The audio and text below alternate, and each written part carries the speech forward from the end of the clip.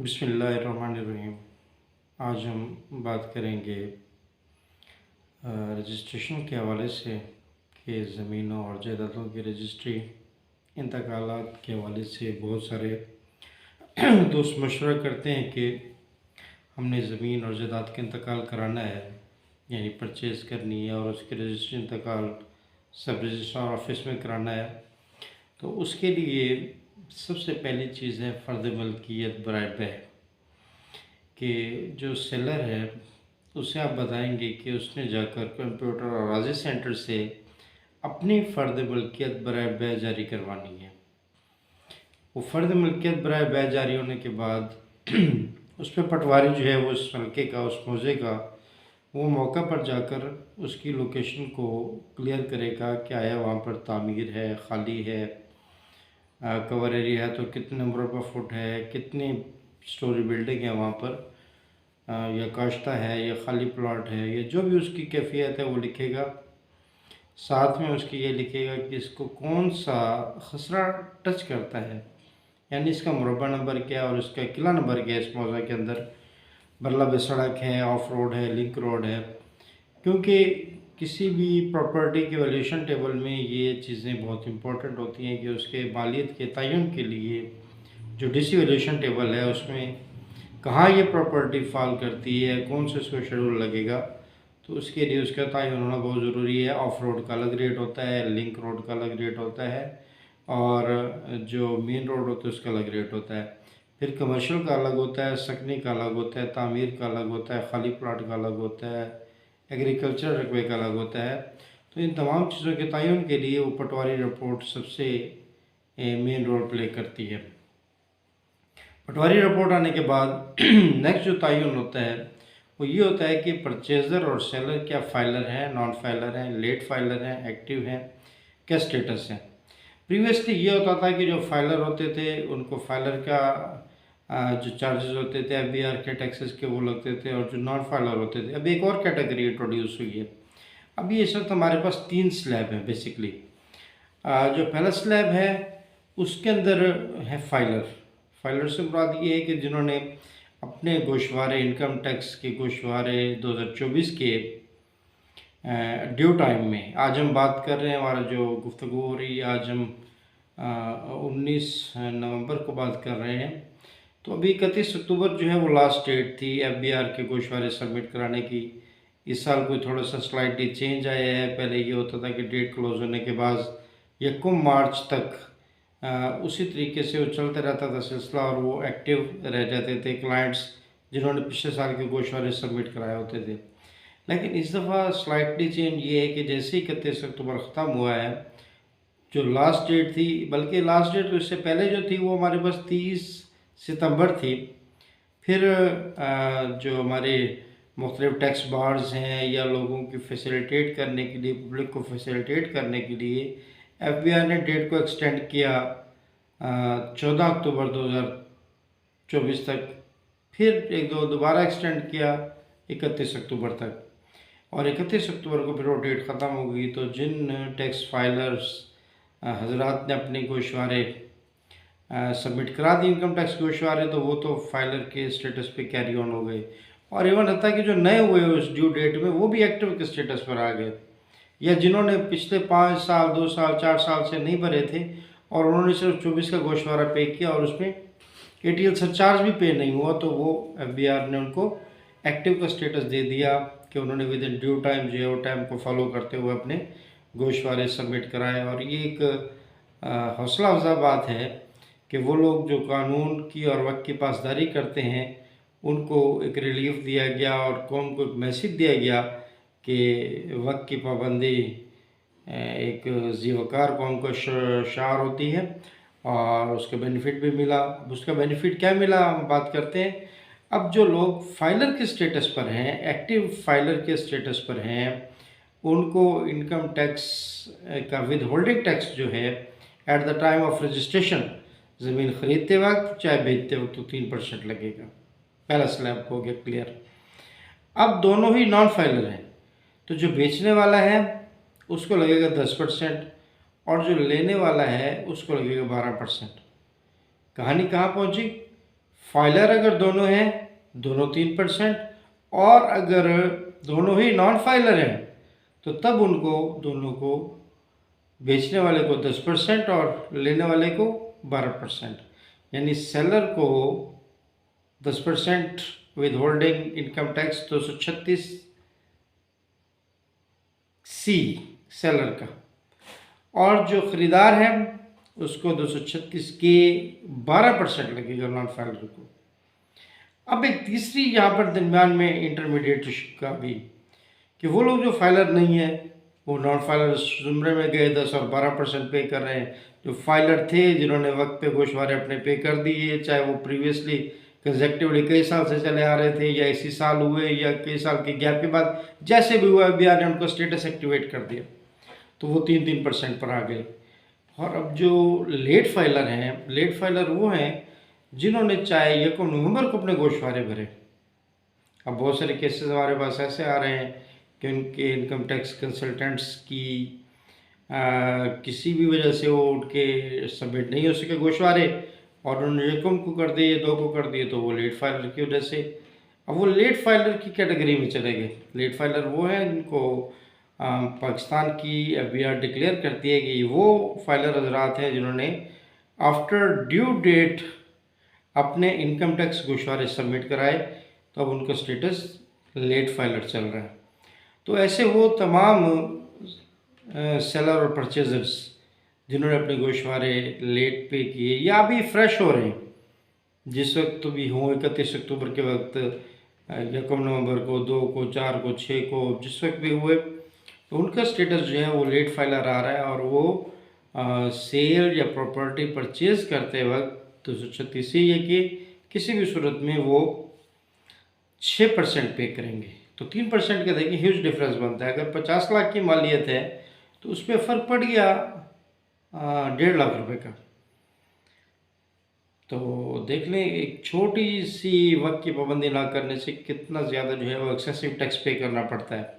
तो इसलिए जो हमारे ज़िम्मेदार शहरी हैं वो हमेशा वक्त पे अपनी ज़िम्मेदारी को पूरा करते हैं। देखें, इनकम टैक्स की जो रिटर्न है उसके भरने के लिए जो रिक्वायरमेंट है वो 30 जून तक का डाटा चाहिए होता है।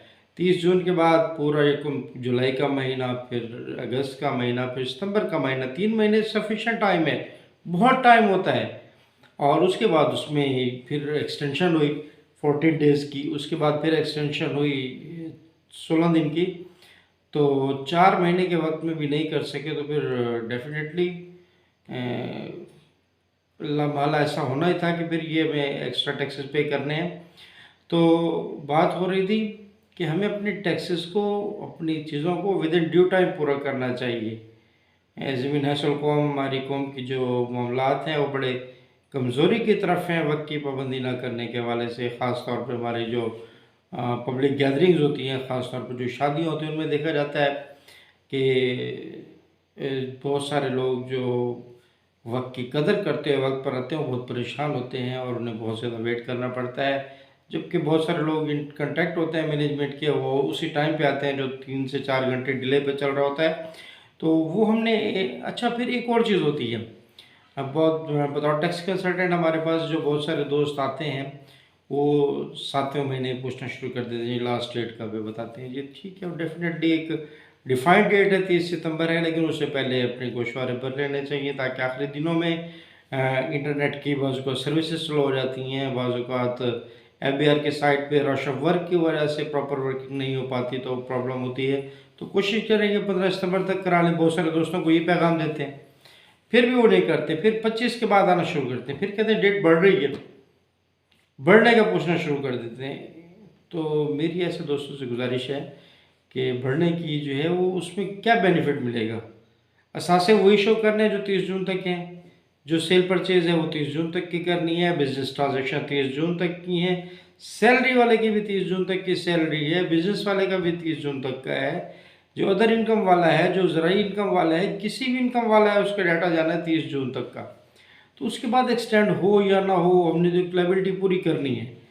अगर हम नहीं करेंगे, जितनी रेट बढ़ती जाए तो फिर वो वही होता है कि अभी जिस तरह से बहुत सारे दोस्त हमारे रह गए, अब उसके बाद आ रहे हैं वो सरचार्ज भी पे कर रहे हैं, एक्स्ट्रा चीज़ें पे करने के बाद, लेकिन स्टेटस वो लेट फाइलर पे चल रहा है। उसके बाद ये होगा कि आपने जो अपनी जो कंसल्टेंट है प्रॉपर्टी के, जो आपको फाइल को तैयार करेंगे, रजिस्ट्रेशन डीड है आपकी, बैनामा है, उसको तैयार करेंगे, उनके पास आप जाकर अपनी फ़ाइल को रेडी कराएंगे। उसमें ये होता है कि वो ऑनलाइन होता है, ऑनलाइन होने के बाद उसमें सारे चालान सबमिट होते हैं। अब अर्बन एरिया में जो स्टाम्प ड्यूटी लग रही है वो 3% लग रही है, और सॉरी 1% लग रही है, और रूरल एरिया में 3% लग रही है। जब से कोरोना स्टार्ट हुआ तो पहले ये 5% होती थी, वो 3 होती थी रूरल की हुई 3 रही, ये 1% पे आ गई अर्बन ड्यूटी। और अगर इसमें आपकी तामीर है प्रॉपर्टी और उस पर जो आपका टीएमए से मेट्रोपॉलिटन सिटी, मेट्रोपॉलिटन जो गवर्नमेंट है, म्यूनसिपल गवर्नमेंट है, वहाँ से अगर आपका नक्शा मंजूर नहीं है तो फिर आपको 2% एक्स्ट्रा स्टाम्प ड्यूटी नक्शा की मद में देना पड़ेगी। और उसके बाद अगर मैप अप्रूव्ड है तो फिर 2% नहीं लगेगा आपका। और कवर एरिया जो रिसेंटली अभी हमारे पास डिस्ट्रिक्ट लोधरा की मैं बात करूँगा, जो एफबीआर के नए रेट्स आ गए हैं 1 नवंबर से। पहले डीसी वैल्यूएशन टेबल होता था, अब उसको फर्दर जो है कुछ एफबीआर ने, आप सब दोस्तों ने जैसे सुना होगा कि 56 शहरों के एफबीआर ने नए डीसी वैल्यूएशन टेबल जो जारी किए हैं। तो उसके हवाले से अगर डिस्ट्रिक्ट लोधरा की बात करूँ, क्योंकि मेरा डिस्ट्रिक्ट लोधरा है, तो उस डिस्ट्रिक्ट में पर स्क्वायर फीट 2000 रुपीज़ उन्होंने उसको कवर एरिया को मेंशन किया, जो इससे पहले 850 रुपीज़ पर स्क्वायर फुट था, तो जो 2000 पे कैलकुलेट हो रहा है। अभी इसमें बहुत सारी मॉडरेशन आ रही हैं, कुछ डॉक्यूमेंट्स 30 अपना 1 नवंबर से पहले की बनी हुई हैं, उस पर भी जो है वो पार्टीज डिस्टर्ब हो रही हैं कि वो पहले उनको कुछ कम्युनिकेट किया गया, वो 2000 रुपये के साथ उन्होंने डेफिशिएंसी के साथ करना है। डेफिनेटली ये कोई नई बात नहीं है, ऐसा होता रहता है, लेकिन ये कि सिस्टम को तो डेफिनेटली फॉलो किया जाता है। तो उसके बाद जब रजिस्ट्री लिखवाएं तो एक चीज़ का ख्याल करें कि गवाहों को प्रॉपर जो है उनके कार्ड्स के मुताबिक एंटर करें, उनके एड्रेस, उनके नाम और लोकेशन जो है आपके वो बड़ी क्लियर होनी चाहिए। आपकी सराउंडिंग्स मैप, मशरक़ में क्या है, मगरिब में क्या है, शुमाल में क्या है, जनूब में क्या है। फिर बहुत सारे लोग लिखते हैं खाली प्लाट। व्हाट इज़ द खाली प्लाट? कोई तो ऑनर का नाम होगा ना, मिस्टर फलां, mister Abdullah, mister Ali, mister Khan, mister X, mister Y, mister Z. वो खाली प्लाट क्या होता है? लिख देता खाली मकान। व्हाट इज़ द मकान या दुकान? तो ये ऐसा नहीं होना चाहिए। लिखें दुकान मलकियत अब्दुल्ला, दुकान मलकियत खालिद, दुकान मलकियत साजिद, दुकान मलकियत आबिद, जो भी है, तो आप उसका ऑनर का नाम लिखेंगे ताकि उसकी प्रॉपर। फिर अगर आपके पास पैमाइश है तो फर्दर नीचे जो डिटेल के कॉलम होते हैं उसके अंदर आप पैमाइश भी दे सकते हैं कि प्रॉपर्टी फ़लाँ खसरे में वाक़ है, बरला सड़क वाक़ है, और उस पर फ़लाँ जो है उसकी मेजरमेंट है 30 फुट फ्रंट है, शुमाल से इतने फुट है, जनूब से इतने फुट है, मगरिब से इतने फुट है, मशरक़ से इतने फुट है, आगे इतने फुट का रोड लगता है, 10 फुट की गली, 20 फुट की, 40 फुट की, 100 फुट का रोड, जो भी है, तो वो आप उसमें मेंशन ज़रूर कराएं।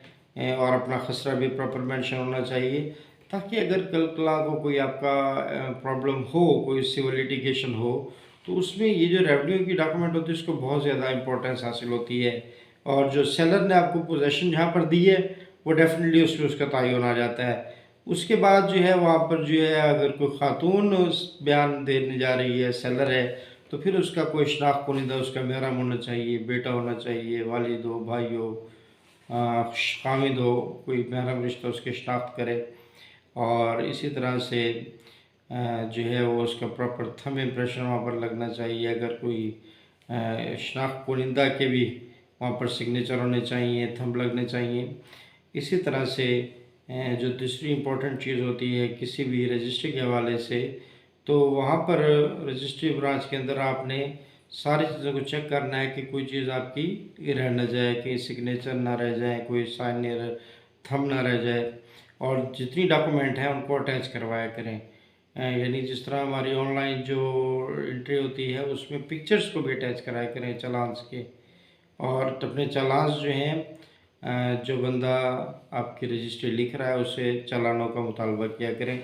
अभी मेरे पास एक दोस्त हैं तसव्वुर भाई अगर वो वीडियो देख रहे हैं तो वो पहचान गए होंगे कि मैं उनके केस को डिस्कस कर रहा हूँ। तो उन्होंने एक प्रॉपर्टी ली किसी शहर में, और जो इन बिटवीन के एजेंट साहब थे उन्होंने उनको पता नहीं किस तरीके से रजिस्ट्री करा कर दी कि अब वो जो उनके एफबीआर के रिकॉर्ड में आते वो उनका चालानों की डिटेल नहीं आ रही।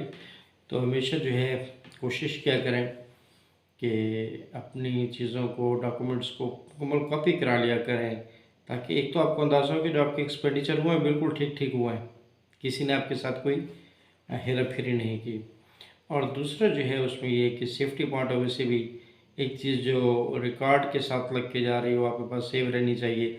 अगर खुदा न खास्ता किसी दफ्तर में कोई डॉक्यूमेंट मिस होता है तो फिर आप उसको, अगर वो आपसे तलब करते हैं तो आपके पास क्या होगा सबूत। तो जब आपके पास कापी मौजूद होगी तो वहाँ पर देखकर उसको कवर अप किया जा सकता है, और इससे आपका कीमती पैसा भी बच सकता है और आप किसी परेशानी से भी बच सकते हैं। तो ये चंद एक अहम चीज़ें थी जो डीड रजिस्ट्रेशन के हवाले से थी, जायदाद की रजिस्ट्री के हवाले से थी। फिर उसके बाद ये होता है कि जैसे ही ये ऑनलाइन आपका सारा प्रोसेस कंप्लीट होता है तो फिर उसके बाद तहसीलदार साहब अपना थंब लगाते हैं, जो सब रजिस्ट्रार के तौर पे काम कर रहे होते हैं।